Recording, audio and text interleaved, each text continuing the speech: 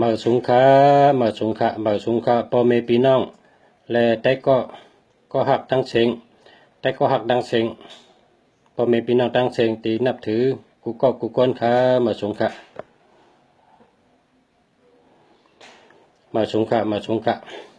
กูก็ตั้งเสียงค่ะเมื่อว่านี่เป็นวันที่ออกและ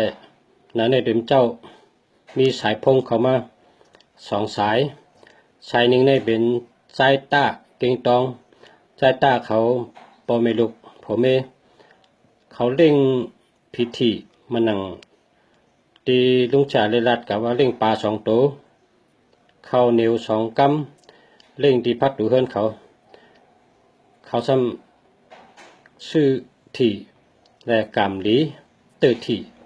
ลาบหลีเตอที่ได้เงินค่ะเมื่อวานเนี่ยใจตาเขาโทรมาเกจุตังค่ะเกจุตังใหญ่ๆน้ำตีลุงจ่าลัดในไล่เขาขาเร่งเฉก็เลยเตอที่เตะนะเตอก็ลุงจ่าก็ว่าก็ลองซ้อมให้หน้าบ่เตอก็ลองซ้อมให้จำหนังรัดไว้นะแล้วก็มีทางสายที่2นะใจชู้นะปอกสีปังหลงอันนี้ก็โทรมาขอบเจอนะเกจูใหญ่ๆน้ำตีลุงจ่าได้รัดว่าเร่งปลา2 ตัวข้าวเหนียว2 กำเร่งตั้งเขาแวงมันค่ะเร่งตั้งเขาแวงมันตีเวียงปังหลงในมีแวงขนาดนั้นเร่งในแวงตั้งเขาแวงจ้ำออกตีนำปัดลดเครื่องเขานะนำปัดลดเครื่องเขาในตึกซื้อมาอะไร5-6 เดือนนะครับเขาซื้อมาเหตุมาจอดไว้ที่นั้นเขาก็เร่งกระดิหิมลดเครื่องเขานั้นเร่งผิดทีนั่นข้าวเหนียว2 กำปลา2 ตัวซึ่งคารัดนั่นเขาเร่งเห็นเมื่อวานเนี่ยเขาปอกทีนะใจชูปังหลงปอกทีเขาก็ปอกทีตื้อทีค่ะเป็นคนกรรมดีในเงินนำคือแกกะไทยก็คือแต่เก็บเป็นความลับไว้ก่อนเนาะเขาก็ว่าเลยนำก็เร่งให้ก็เลยมาลุงศักดิ์ก็ว่าก็สูตื้อทีเยาก็ปอกทีเยาก็ลองซ้อมให้หน้าก็ลองซ้อมข้าวเหนียว6 จอกข้าวดีผักหวานเนี่ยนะข้าวเหนียว6 จอกแล้วก็ผักหวาน6 จอกก็ลองเจ้าสั่ง6 ปลาทำนั้นก็อย่าห้านเจ้า6 ปลาปนลองก็หยัดน้ำให้เพราะฉะนั้นได้ถูกติ๊กๆเนี่ยลัดมือจังไหนครับมีสายพงโทรมาเต็มเจ้าว่าลุงชาเฮาตื้อทีเฮาเฮ็ดเหมือนลุงชาลาดนั่นนะใจตาได้ว่าค่าลิงก็คำจังชื่อหังค่าก็ชื่อนำปาเทินค่านี่นะค่าชื่อเองนำปาดค่าเนี่ยนะว่าจังนั้นนะนำปาเทินค่านี่ค่าชื่อแมนอลิเดียเนี่ยนะ143เนี่ยเนาะแมนอลิเดียใจชูตีปังลงซ้ำมันออกตีนำปาดรถเครื่องค่านี่รถเครื่องเขาก็จอดกันได้เขาก็เร่งกันได้นะเร่งหิมรถเครื่องค่านี่ซ้ำขึ้นออกตีนำปาดรถเครื่องได้ดีๆเนี่ยมันแมนกันเขาเป็นคนกรรมดีค่ะกรรมดีจกดีค่ะเมื่อใดมาลัดข่าวดีลองเขา2 ก้อนในตื้อถี่นะปอกถี่ให้กรรมดีเลยว่ารับดีเนาะรับดีได้เงินจำค่ะยินดีจำค่ะเฮาตื้อทางน้ำเฮาตื้อคือเยอะๆค่ะเฮาตื้อติ๊กๆค่ะตื้อยาวสืบตื้อทางติ๊กพอตื้อก็ลองซ้อมให้กันนะลองซ้อมก็ลองข้าวเหนียว6 ถุงพักข้าวดีพักหวานเนี่ยข้าวก็6 พักก็6กันแต่เจ้าสั่ง6 ปลาก็เลยอย่าหัน6 ปลาก็เลยลองซ้อมที่เกี้ยงให้หยัดน้ำให้ก็สู้ให้เนาะก็เมื่อไรก็อันเป็นต้องถามเขามาก็มีตั้งน้ำอันที่ถามมามีน้ำแล้วก็เมื่อในติดรัดลองหนึ่งก็ข้าวยามมันก็อะไร1 วัน 1 อิดเลยเมื่อในติดรัดลองหนึ่งคนกล้าขายค่ะคนยิงก็เลยคนใจก็เลยเขาเป็นคนกล้าขายครับอันโทรมาเนี่ยเขาผีร้านกล้าขายเขาลาดว่าเฮ้ยขายลีค่ะเฮ้ยขายเลยกูวันเฮ้ยขายดีกูวันเขาเดี๋ยวเจอหมายพงจังหือเพราะว่าเขาสั่งกุนสั่งโคเขาก็เจอพงให้สั่งเขา10 พงให้สั่งพอมาขายนี่ก็กำนำก็ลูกค้าก็โทรมาทั้งพงให้สั่งซื้อเขาขายหมายพงตีว่ากล้าขายลีเนี่ยอันใน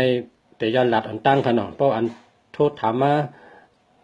นำนะครับนะปัญหาน้ำเป็นชนะน้ำเนาะก็เมื่อเดียวได้มันมีเป็นชนะหังครับมีปัญหาชังเตคาเตลัดก็ ตอบกับกูเวินหันพี่น้องถามมานะลองถามมามันก็ถามลองนั่งสมาธิว่ามันก็ถามลองว่าเวอร์อันหลอดเพนั่นคับกาฮอกามีเพนั่นมันก็ถามต้องถูกหวยจังไงนะมันมีนำนะโทรมาถามเป็นได้มิวแต่เมื่อได้ตอบอันจุ่มเจออันว่าโทรมาถามว่าใครเวอร์ใครหมายพงเฮากล้าขายดีเฮาอะไรเงินดีน่ะใจเขาเวอร์กล้าขายดีเวอร์อะไรเงินดีเนี่ยมันเป็นเวอร์เมตตาครับเมตตาอจุนลงครับเมตตาอจุนลงได้กล้าขายเนี่ยได้เงินดีกูวันเฮาลัดเฮาอุบนะเป็นเมตตาอุบก็เป็นเมตตาลัดก็เป็นเมตตาให้ถ่ายคนมาซื้อนะคนซื้อคนขายเนี่ยหรือมีเมตตาลีเฮาก็หรือมอลัดลีจ้อมเนาะเป็นเจ้าไหนคะอันไหนค่ะเบอร์โทรเบอร์หมายพงในทั้งหมดมี10ตัวเนาะทั้งหมดมี10ตัวแต่3ตัวนี่เท่าคำนับนะแต่3ตัวนี่เท่าคำนับหน้าบอลเตียว7ตัวในกว่านะเฮ้ยตัวนี้เป็นผลอะไรนะตัวนี้ก็เป็นผลเนาะลามอะไรนะลามอะไรหมายพงในไม่มี10ตัวค่ะเนื้อ10ตัวในขันนับเอา7ตัวไว้นับ7ตัวในเนื้อ7ตัวในนับกันไปในว่าตัวลาบหลีนีเงินหักนะครับตัวลาบหลีนีเงินหักเนาะตัวเฮานั่นนะก็ดีลุงฉากขิดเป็นเบื้องไว้ฮะเนาะขีดเป็นวงกลมเลยนะอันขีดวงไว้ในเป็นตัวเฮากำเดียวกันเนี่ยตัวเฮาเนี่ยเอาตัวกันนานตีมีเงินแล้วก็มีเมตตามาใส่กันนะครับตัวเฮาเนี่ยแต่ละเป็นคนมีเงินแต่ละเป็นคนมีเมตตากันเนาะวางหนำปัดพงเนี่ยตัวเลยวางให้แมนตีพอวางแมนตีเนี่ยมันจึงว่าเบอร์ตั้งหักเนี่ยเนาะหักตั้งหักหมดเจอเนี่ยเนาะหักหมดเจอเนี่ยเป็นเวลาปีนพลกับเป็ดเจอหมดหักนะครับเป็นอันจานกับเป็ดเพราะฉะนั้นเป็นว่าวางเบอร์เนี่ยก็ดูเลยวางให้แมนตีเนี่ยวางจังไหนเนี่ยเป็นอันแมนตีค่ะตีเฮ็ดนี่เนี่ยนะตีในเนี่ยเป็นตัวที่สำคัญเป็นตัวเฮาคำเดียวตัวเฮาในหรืออะไรเป็นคนมีเงินหรืออะไรเป็นคนมีเมตตานะกูเนี่ย2ตัวเนี่ยเพราะ2ตัวในแมนตีเนี่ยลีคำเดียวค่ะคำในคติมาอ่านเนี่ยมีตัวพองอันโดใส่กันในเนี่ยเฮากล้าขายลีเฮามีเงินเฮาหลับลีเฮาอจุนดีเฮาเมตตาดีค่ะเนาะ2ตัวตีนั้นจ้ำหรือมี24นะ42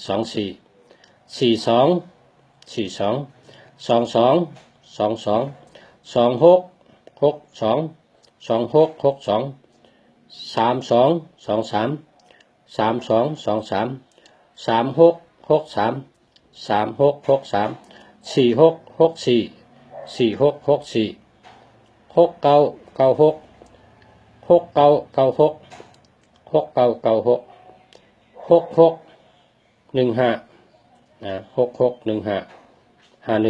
เนาะเจ้าในพอมันมาวางหาในหมายพงอันเฮาเจอนั่นหมายพงเฮานั่นก็เป็นหมายพงอันกล้าขายดีเมตตาดีการเงินดีนะหมายพงในหลุดเลยมีเงินหลุดเลยมีเมตตานะจะได้เป็นกล้าขายดีขนาดเนาะเพราะว่าในเบอร์โทรศัพท์เขามีตัวเมตตาตัวเงินไหนก็เมตตาก็ดีเงินก็ดีนะครับเนาะก็ปกติเจอหมายพงไผ่ตั้งกะเนี่ยก็เฮามันกว่าตั้งกะปกติเจอหมายพงอันมีอำนาจนะมีอำนาจลาดทั้งก็เฮาเปิ้นยุ่มเฮาเปิ้นเฮ็ดจอมเฮาเปิ้นถ่อมกุมิวเนี่ยก็ต้องเป็นเบอร์ที่มีอำนาจปกติใครเจอเฮาเป็นเบอร์ที่มีชื่อเสียงหลัง ชื่อเสียงลือหลังเนี่ยก็ต้องเป็นเบอร์ที่มีชื่อเสียงดีขึ้นต้นโตเฮานั่นนะโต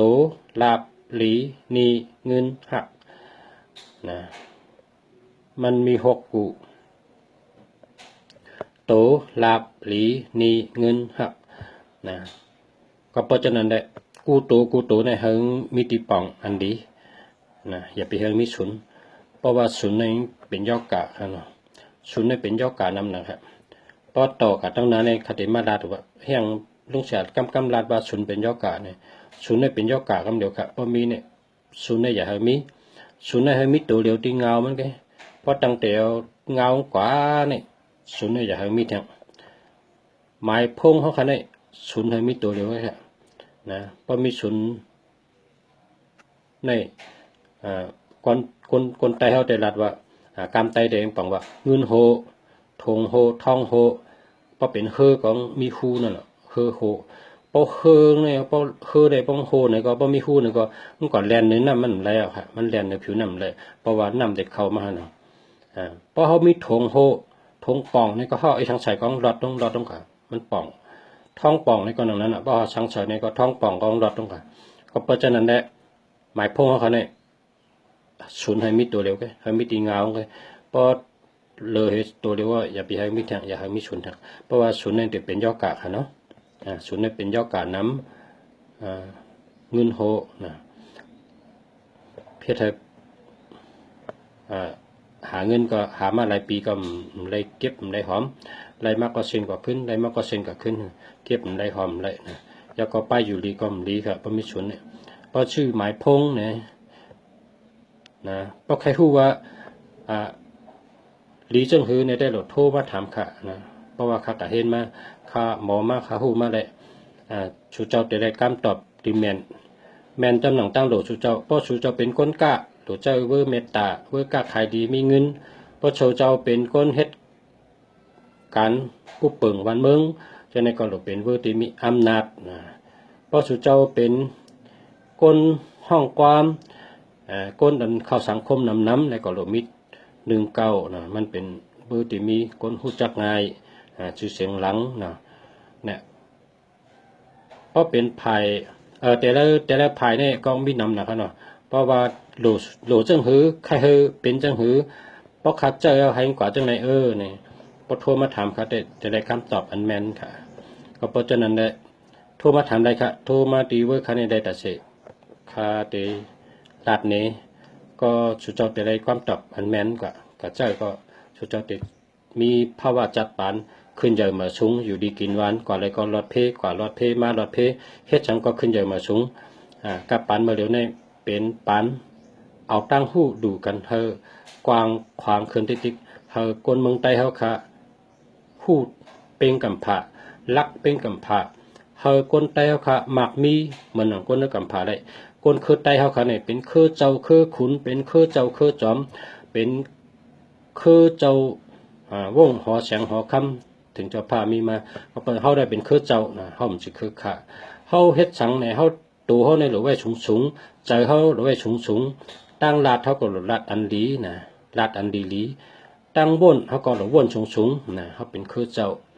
เฮาต้องว่นสูงว่นดีลาดลีนะเฮ็ดลองดีเฮ็ดก็เฮ็ดสูงอย่าไปเฮ็ดอันเต็มการดิ้งเต็มก็บ่เฮ็ดก็เปิงเฮ็ดให้พุงเฮาตกนะเฮาต้องเฮ็ดกรรมเฮ็ดอันเข้มนั่นน่ะเพราะจังว่าการงานก็นะพอใครให้ดีขึ้นมาเนื้อใจเฮาใจเฮาแข็งหัดทานขึ้นมาเนี่ยเบอร์โทรในหัดทานในก็จะมีค่ะเบอร์โทรในค่าในหัดค่ากวางแล้วก็บ่ฮัดมีเจอกูเปิ้นนะครับชื่อเบอร์โทรอันฮัดทานในก็มีค่ะนะพอใครปิดบ่ลุงให้ร่างกายให้ตัวขิงในแข็งค่ะที่กับปิดบ่ลุงค่ะ